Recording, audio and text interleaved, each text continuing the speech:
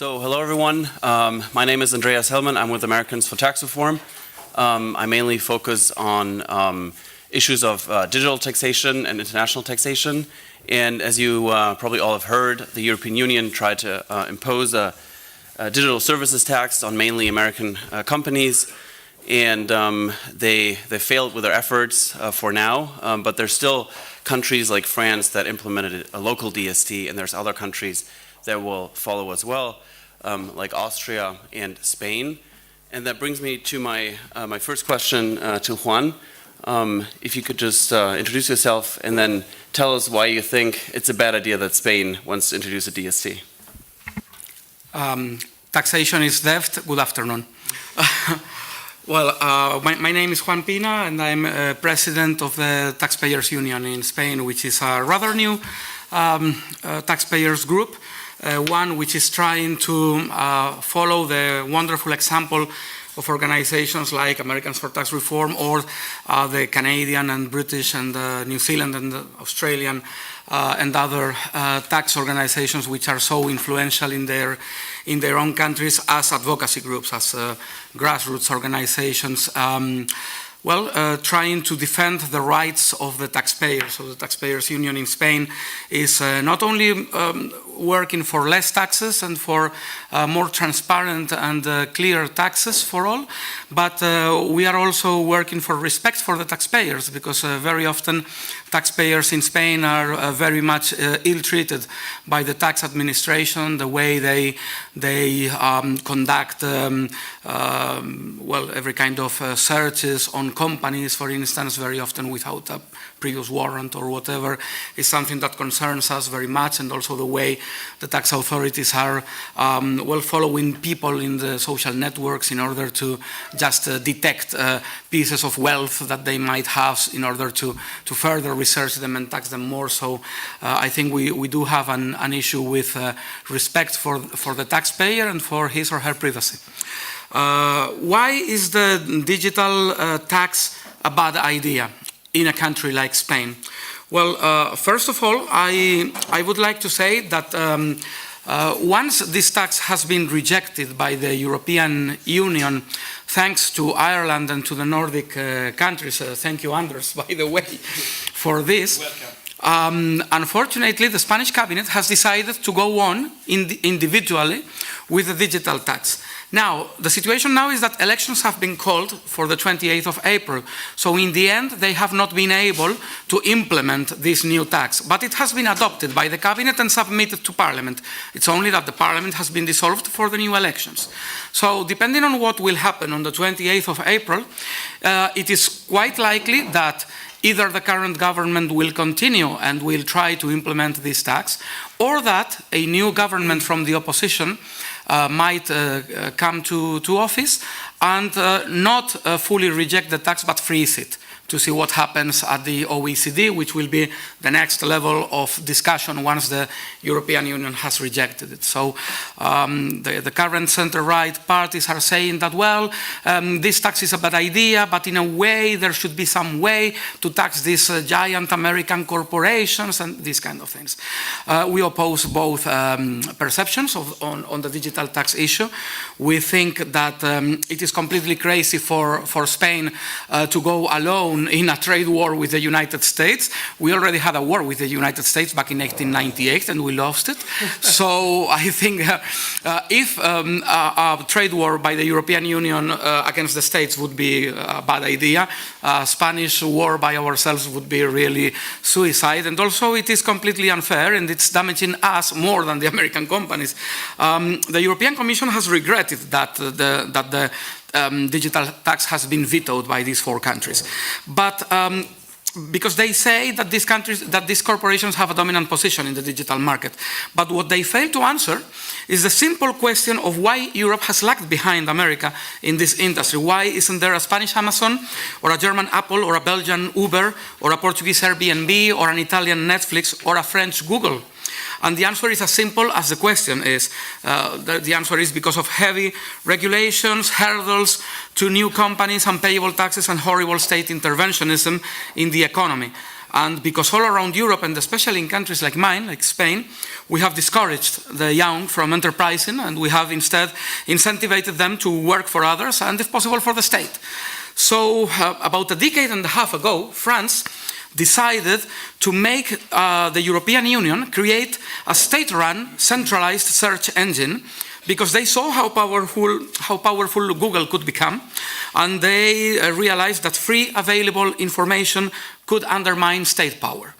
So the project was abandoned ultimately, mainly because Germany didn't follow suit. But the project, although it was abandoned, France continues to have the same perspective. Paris and Brussels and Madrid, of course, keep slapping America on our faces, on the faces of the European consumers and the taxpayers. Only a few days ago, the European Parliament has passed new and horrific censorship requirements with the excuse of copyright and intellectual property. And this is also part of the same battle for the control of information. And what the European Union is saying is that the digital tax is a need because the new digital scenario needs new taxation. This is completely untrue.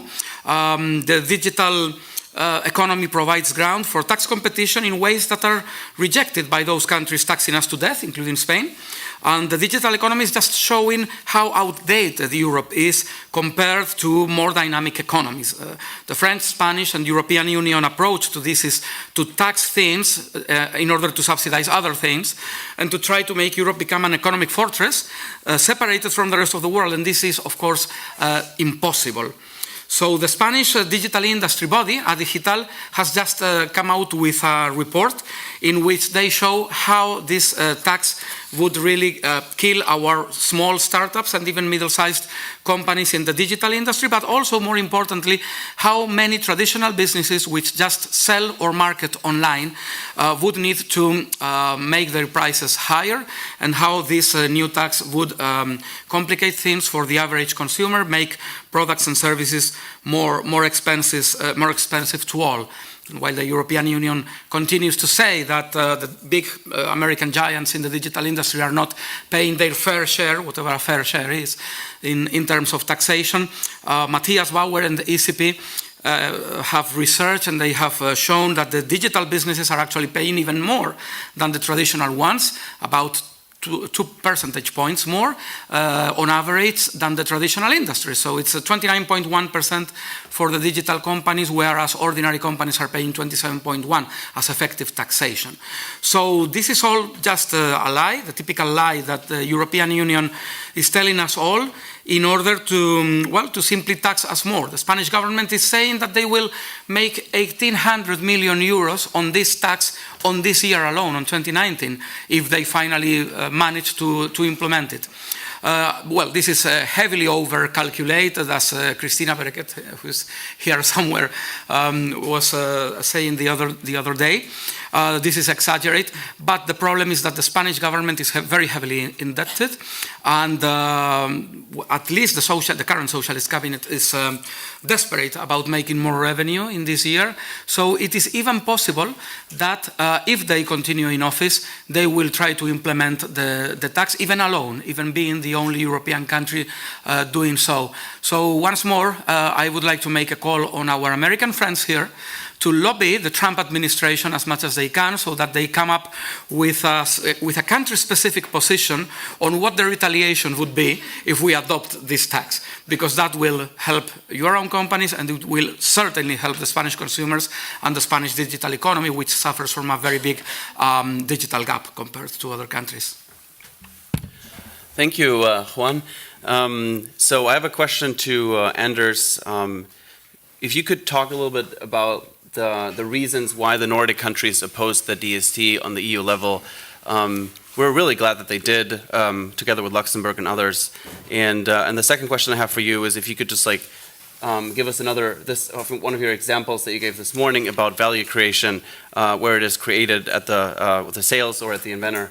You gave a really good example this morning, and maybe you could share this with us again.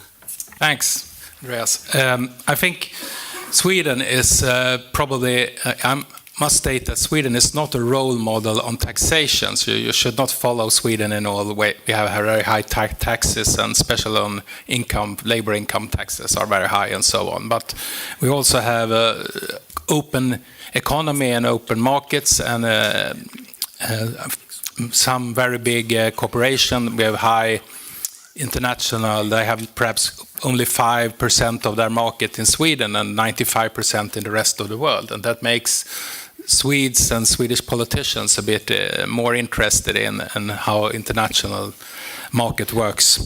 And the question about the digital sales tax, service tax, I think the Swedish politician and the business community, I'm an advisor to the Swedish Confederation of Enterprise, the biggest business organization, and I think there was a common view that this was only the first step, and it's about the value creation and where the taxes on where everyone agrees that taxes should be levied on where value is created. But the discussion is of course, where is the value created? And the trend with this digital service tax is to tax where sales is more than where the value is created. And if you look at the typical big online corporation tech companies, the value is mostly created in California, and perhaps not that consumption. And if we accept this view on taxation, we open up the doors for something totally new in taxation, and that will be a very complex tax landscape, and it will be much worse situation to have competition and so on. So I think the Swedish politician understood at an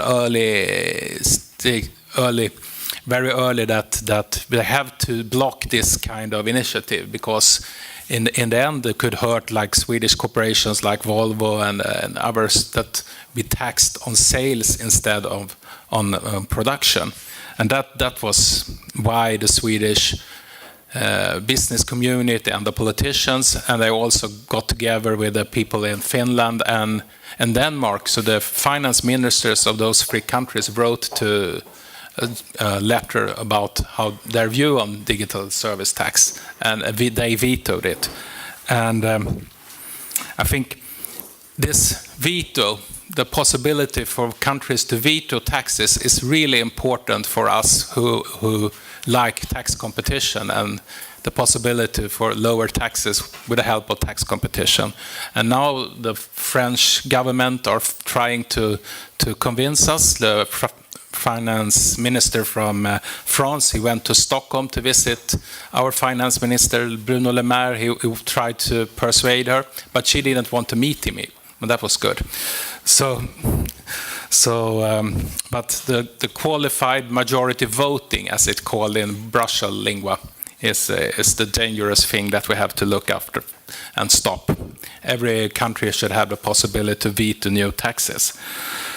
So, talking about value creation, your question.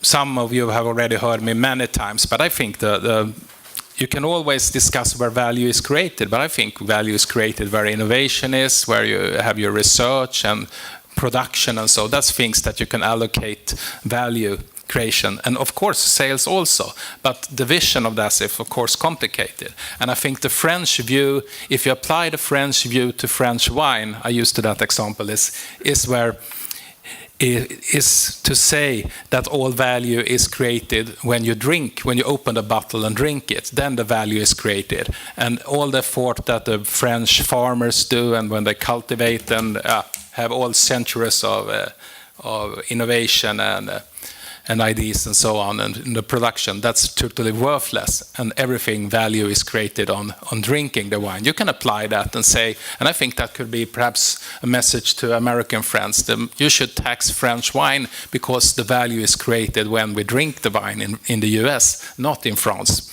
That could be one message.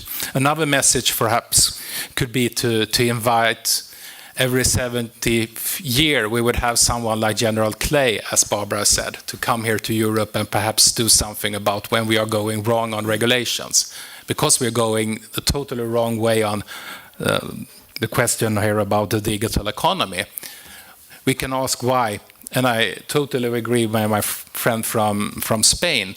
It's over-regulations in Europe that makes it hard to start digital businesses. I'm myself a part owner of a web hosting company, and we have blocked the sales to the business to consumers in the European Union. We have sales in Sweden, and we sell our products all over the world. We have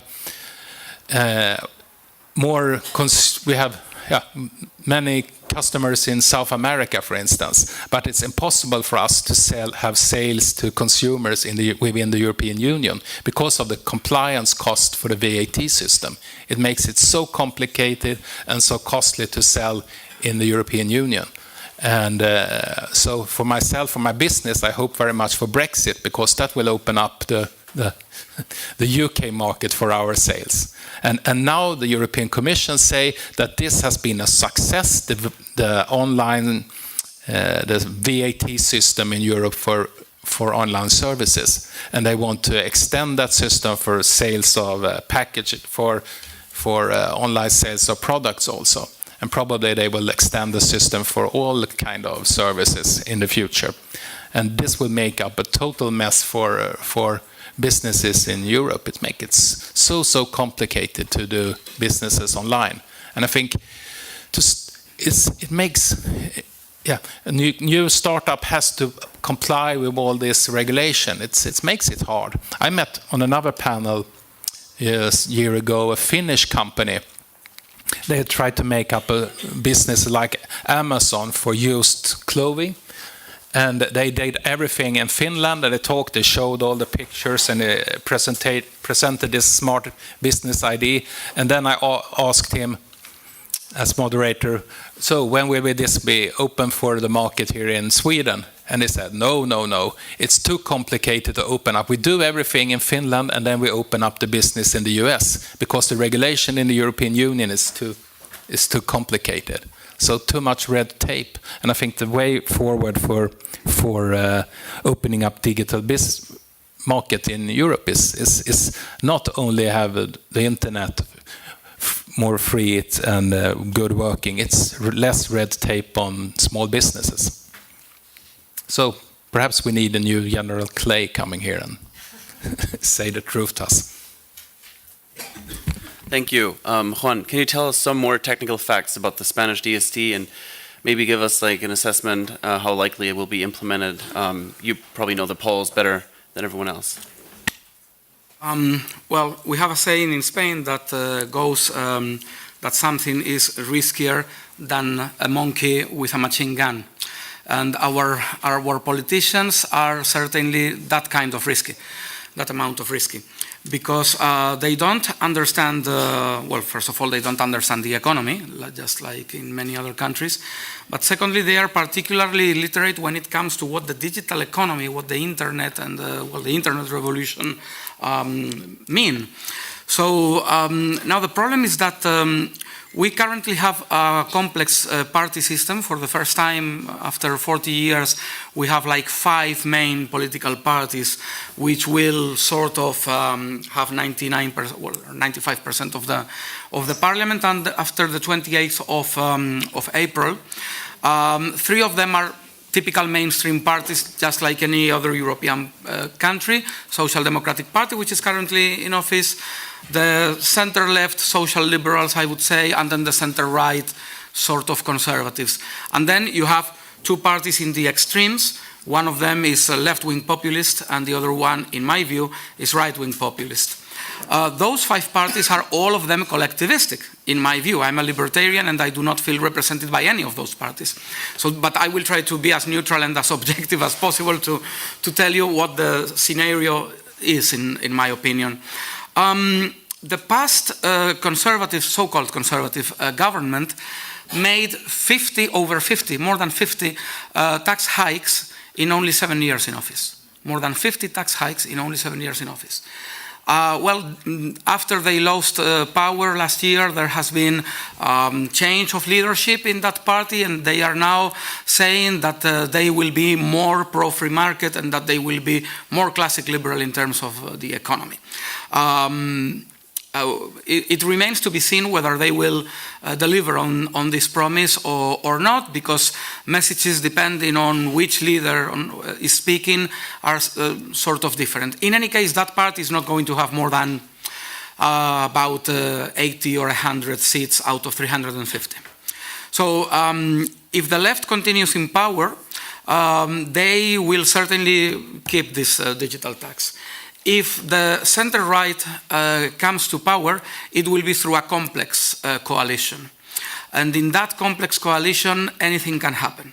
For instance, the far-right populists, which are now experiencing a very big boom, in my opinion, they are protectionistic. Only last week they were talking about agriculture, and they were, in my view, protectionist about the agriculture. And they are saying that they will cut taxes generally, but they are not explaining how they will cut the expenditure in an equivalent way. So in my view, it is quite suspicious, because they are just trying to appeal for the classic liberal or libertarian vote, but they are not explaining how they will reduce. They just say that they will reduce expenditure by recentralizing, defederalizing the country, which is simply not possible, because the hospitals and schools and other services which are provided by the regions would still need to be provided by the central government. So it would be a very limited reduction of expenditure. They are not prepared to really fire hundreds of thousands of civil servants, and which is, of course, a tricky issue and a sensitive one from a social and human point of view, but it is absolutely necessary. We have too many. And then, of course, the left is the left, and they will just, the populist left would even go further than this tax. And the sort of center-left party, which is called Ciudadanos, Citizens, is, well, they have said that they don't like this tax, but at the same time they have been saying for years that something needs to be done about these big giants which are paying so little, because they pay in Ireland, and Ireland is a tax haven, which is not true, and that they are saying that these companies only pay 9.5%, which is absolutely untrue, as the research I was mentioning earlier has shown. So, in fact, the situation in Spain is quite complicated, and chances are that the tax will be not rejected, either implemented by the left or just frozen momentarily by the center-right. Any of those two things can happen. Now, the next level of discussion after Brussels will be the OECD. And I think that no one in this room probably has a good opinion about the OECD. For the last 30 years, they have been killing financial privacy. They have been making a crusade against what they call tax havens. I would call them tax refuges. And they have been, introducing any kind of horrible banking regulations that deprive individuals of their right to have anonymity, and they have also come recently very strong against cryptocurrencies, etc. So if the OECD is the next place where the digital tax will be considered, I think that this is not a good situation either, and Spain will certainly try to put its voice in favor of this kind of tax there. So I don't know, we will have to wait until the 28th of April and see what kind of government we have, but whichever the scenario, I am really not very confident of what will happen. And I think that only external pressure onto Spain, be it by some other European countries, be it by the States, will keep us from implementing this tax in the near future. So I would say that the forefront of the economic freedom war in Europe is, or one of the fronts is now in Spain. And so I can only call for international solidarity with us in order to avoid a situation in which our people will need to pay more on the products after the very small available income that we have after we pay taxes, just because those services or products have been marketed through you name it, Google AdWords, or any other kind of online marketing tools. This is completely crazy, and this is a tariff. This is a tariff, and it is tailor-made. I mean, the only thing that needs to be written in the Spanish law, and I believe in the European law, which was not the European directive that was not adopted in the end, would be the names of Google, Apple, Netflix, Airbnb, or whatever.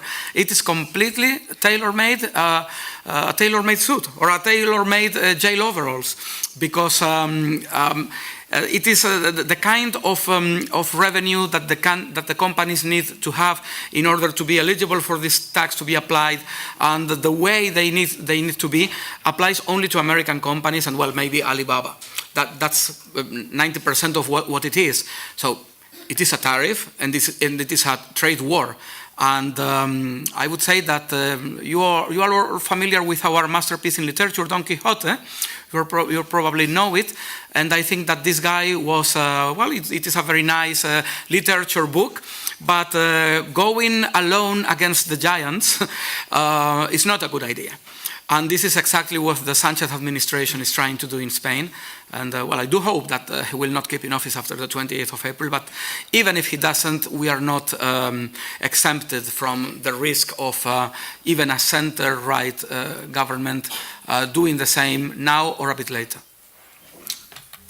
Thank you. Anders, maybe you could tell us why the Nordic countries are more successful than other European countries with the digital economy, and could this be like a model for the whole European Union? That was not an easy question. I think we're quite Swedes are often for early adopters of new technology. I think that could be one of the reasons, and we were quite early with new technologies and so on. But I think it's and also this a little bit outside this panel perhaps, but we had these tax reforms in recent 15-20 years has made it better climate for investments. We have got more, I showed in another discussion 2 days ago that we have the number of, for instance, dollar billionaires have increased 800% or something like in Sweden. So I think we have got a more risky capital in the Swedish economy, and that has of course been a stimulation to these kind of businesses. I would try to think Juan is talking a lot about the politicians. I think politicians they prefer to tax someone else. Of course, the best thing would be to tax someone in another planet, on Mars or something like that. That would be the best thing. Second best is to tax people in another country, or tax another country or something like that. And a little bit better is to tax outside the European Union, like in China or in California or something like that. And I think that's sort of the general idea behind these kind of taxes. So you can try to say that the tax is opposed to someone else. But I think behind all of this, the fundamental thing is that Schumpeterian innovations like Facebook or Google Ads and things like that, the profits are actually mostly goes to the users. The recent Nobel Prize went to William Nordhaus, and one of his theories, I think I agree totally with that, is that it's very complicated for an innovator, entrepreneur, to keep some of that value that is created in a Schumpeterian innovation. So he says 95% of the value of a Schumpeterian innovation goes to the users. And if we look at companies like Google and the services they provide, I think 95% of the value actually goes to people in Spain or France or Italy using this technology, and actually the businesses in those countries goes better, and then will raise the growth in those countries. They can sell more, the hotels get higher occupancy and so on. So actually probably the tax revenue will be higher due to this kind of innovations. 95% of the value goes to the users. I agree with that. It's very complicated for entrepreneur to keep some of that value that is created. That's a hard thing. But I think I agree very much with that. Thank you. Juan, what do you think is the best way to fight the DST in Spain? Well, I would say that the digital revolution is something that states do not like. The digital revolution empowers the individual. It is, that is completely clear. I mean, the state knows that consumers and producers can now cooperate and communicate with one another and exchange goods and services without its intermediation, and that provides ground for tax avoidance as well. The state wants to deprive us of cash money or crypto money because it preserves our anonymity, and it wants to start taxing on turnovers rather than on revenue, on profits. If the state is so much against the digital world, that means that I think we freedom fighters should all side with technology and with the internet and with the non-European companies that have improved our lives so much over the past few decades, just because we Europeans couldn't, we were too taxed to innovate, and we couldn't do what, for instance, Google or other companies have done for us. So I think that showing the Spanish population, the Spanish citizens, how this has happened and how damaging it will be for us to keep this tax would not be so difficult. I mean, when it comes to convincing the Spanish people that the corporate tax is a bad thing, for instance, it is very hard. But when it comes to a tax like this one, which is primarily having an effect on the consumers, on small corporations or small startups that work with the digital giants, for instance, and which will be damaged by this kind of tax, or to companies from any industry who simply happen to market online and therefore provide better prices instead of using outdated and more polluting channels for their marketing. I think that we have chances. We have a chance to make our case in a powerful way to transform this digital tax into an evil that is easier to be seen by the population than other taxes are, and to, in this way, label this tax as an anti-young, anti-youth, anti-startups, anti-small companies tax that will damage us, and that also entails a very big risk of retaliation by no other than the United States. So I think that there is a way to campaign. It's only we need to focus on this tax, which is probably one of the best things we can do right now. We have other taxes which are in our pipeline, like the inheritance tax or death tax, as we call it, and like the wealth tax, which is also a very damaging one. But I think that if this digital tax is finally implemented, we will have a problem, a big one. We are the country in Europe with the biggest unemployment and the biggest youth unemployment. Very many jobs are created by companies and small companies, which in a way or another will be particularly damaged by the digital tax. So this is another way to put our case forward.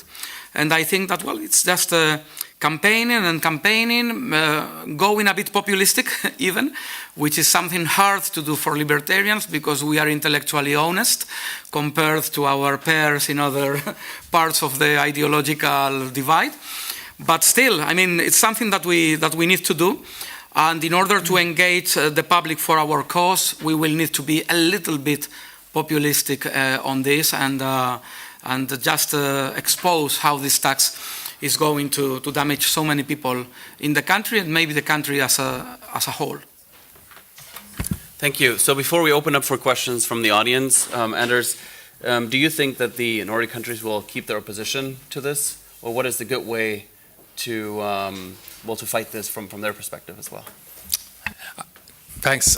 I think the Nordic countries will keep their position. The fight today is, and I think the European Commission and the French government, who is probably the most proponent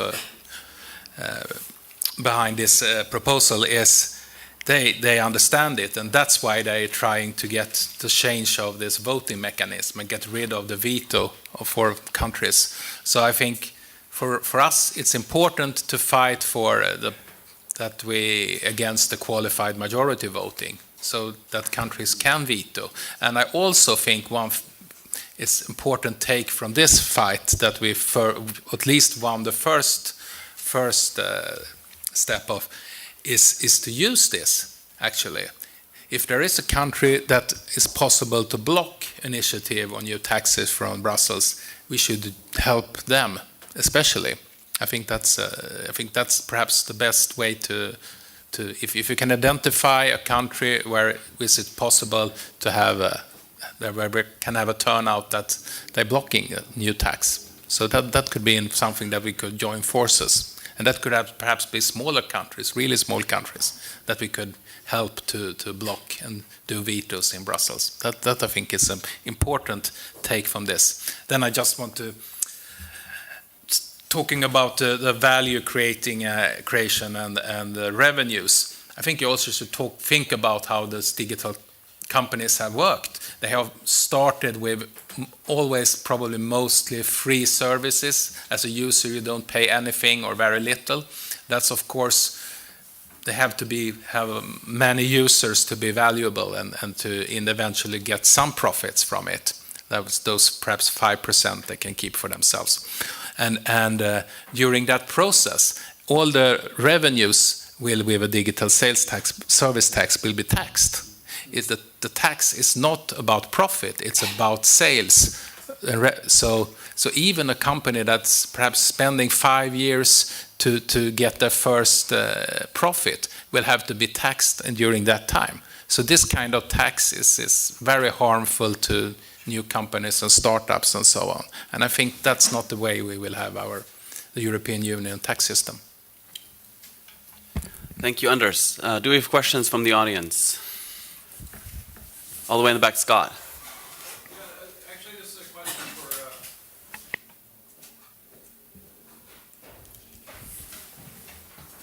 for... I was going to follow up on Anders' point there on if taxing rights are shifted to sort of the market countries or where the customers are, the sales are, doesn't that eventually shift or give bigger countries like China or India a greater sway or greater power over taxing European countries? So isn't there a danger to the Germans in that, who are big exporters, that so much more of the value that they create would end up being taxed in bigger markets like China and India? I agree totally. I think that's the general idea. I think in Europe, I think countries like France and perhaps Germany and fought in the beginning to, if more of the tax is on the sales, of course, corporations, they want to have the possibility to deduct their costs, and then they have to move production and innovation and headquarters to the markets where the sales is, because then they can deduct their costs in that countries. So this kind of a new wave of taxation, as is the subject for this discussion. I think the general idea is to sort of tax base war. They want to move production and innovation and so to the big markets. But I think Scott is quite right. I think eventually it will be the real big countries like India and China who will probably get the most power in this if we follow this idea. And I think that's where the fight at the OECD will be in the next step of this new wave of taxation. So I think taxes should be levied where value is created, and I think value creation is where entrepreneurship is. Hello, my name is Roxana. Isn't it this a sort of an additional VAT to the VAT you are already paying? And if you both of you, if you can give us a practical example with a small business and how it would be affected, for instance, a salesperson, or if you want to buy something from Amazon or something like that, for the society to understand practical examples of what this digital tax would mean if it is enforced. No, this is not the VAT. This is not the VAT. It's the digital service tax is a sort of, it's not possible to deduct costs as you can with a VAT. But I think politicians thinking about raising revenue, if they think that, they have always the possibility on their own market to have use the VAT if they like that. So I can't understand why they don't use VAT instead. I agree that this is not VAT, but it will affect everyone. And also it will do it in a less transparent way than VAT. Because it will make some prices increase and some others maybe less, and people will simply not know how much they are paying in the way to the final price of a product or service. So it's a very bad idea. And I just wanted to add something after the discussion that we have had, and it is that governments are trying to control companies that provide this type of exchanges between people. I'm thinking more about the sharing economy through digital platforms like Uber, Airbnb, etc. At some point, and maybe this is not very politically correct what I will say now, but at some point it will be necessary for us all to start thinking that maybe the way to fight back is to have peer-to-peer platforms online that are not centralized, which belong to the logic of a distributed network rather than a decentralized network, just like blockchain is, for instance, and that will be the channel for millions of individual people to provide the service or even to sell goods online without the centralization of a specific company. Because it is very easy for governments to crack down on specific companies when the company does not exist and it is just a system which is kept by millions of people in a distributed way, just like blockchain is, then they no longer have a position to tax us and to control our information. Thank you. We have another question right there.